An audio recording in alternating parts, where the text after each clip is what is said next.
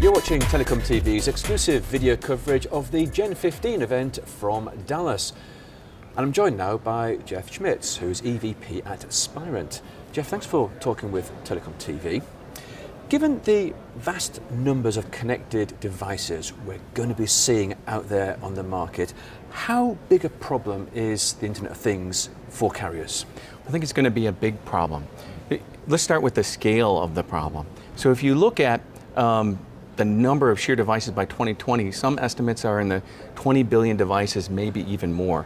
So this is a staggering number, and particularly if you look at the kinds of devices you see today, like cell phones, they're more in line with the population, in the $6 billion range. So it's a huge problem.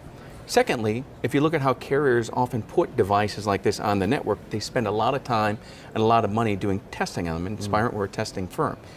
Some estimates we've heard from carriers is they spend $2 million to get a single device on the network. That's just not going to scale. You can't spend weeks and months getting those on the network.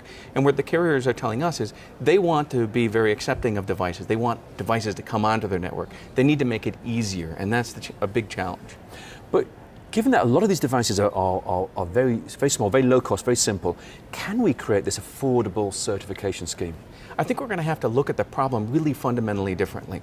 I think the idea of big, complex testing with a giant test suite is going to be a problem. And we're going to have to look at something that looks a little bit more like self-certification.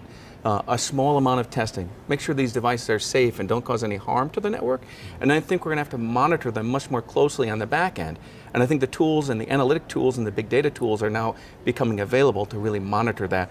And we'll have more of a DevOps model, a much more aggressive, fast-moving pace is going to be required. And the tools are now starting to come to market that will do that. So we need to rethink, we need to have some model. We can't just say, no, forget it, we don't need anything. Can't just chuck everything away. You can't just let these devices come on the network because, again, some of them can cause harm, get chatty, and cause problems. So. Does the choice of connectivity platform, cellular or low power WAN, does that affect security?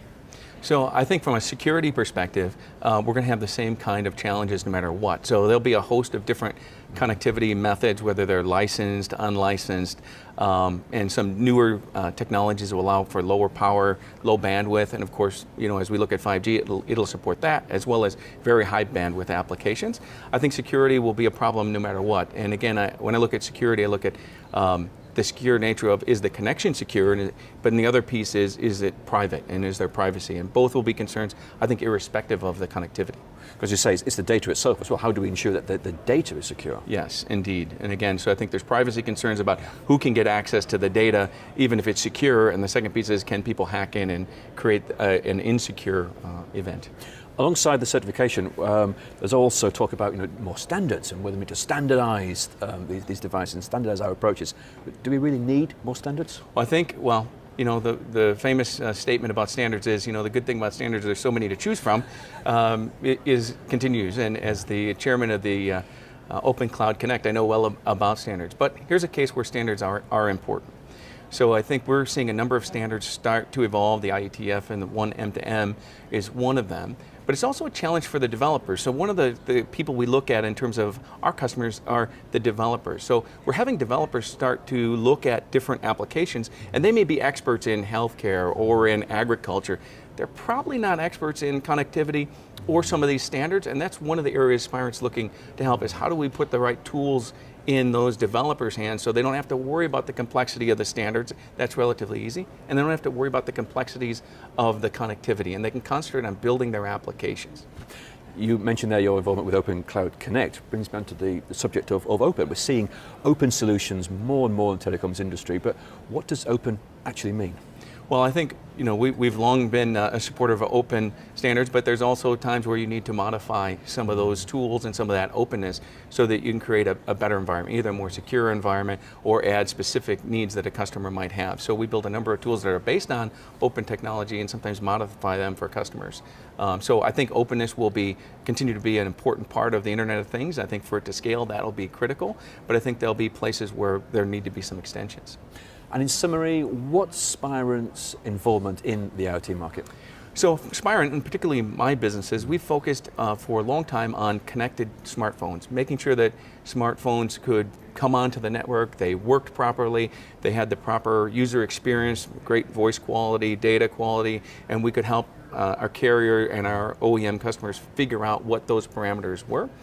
And we're starting to transition because the connected device is moving from smartphones to IoT, and it's quite a bit different environment. And we're bringing really 3 solutions we're working on now and working with our customers to evolve. One of them is, as we mentioned before, the developer community. How do these developers in different verticals find ways to more quickly get those applications up and running without worrying about all the standards and worrying about all the connectivity issues? So that's one area. The second area is connectivity. So about a year and a half ago, we bought a company out of Denmark that concentrates on how do cell phones, as they roam around the world, quickly connect to the data network and get configured properly. We're extending that into the IoT space, and we're helping manufacturers so when they build these small devices, they can ship them anywhere on the planet, connect to any network, and they can connect easily and quickly without any configuration. Smartphones today often come with configuration specifically for a network, particularly in the United States. And the last piece is analytics. So we've also added analytics to our portfolio, and I think that'll be an important aspect going forward because, again, we won't be able to test everything up front like we did in the smartphone era. We'll have to have analytics around the data and see how they're performing and quickly respond at the back end. So those are the 3 areas we're specifically looking at Spirent. Fascinating. Jeff, thank you very much indeed. Thank you, Guy.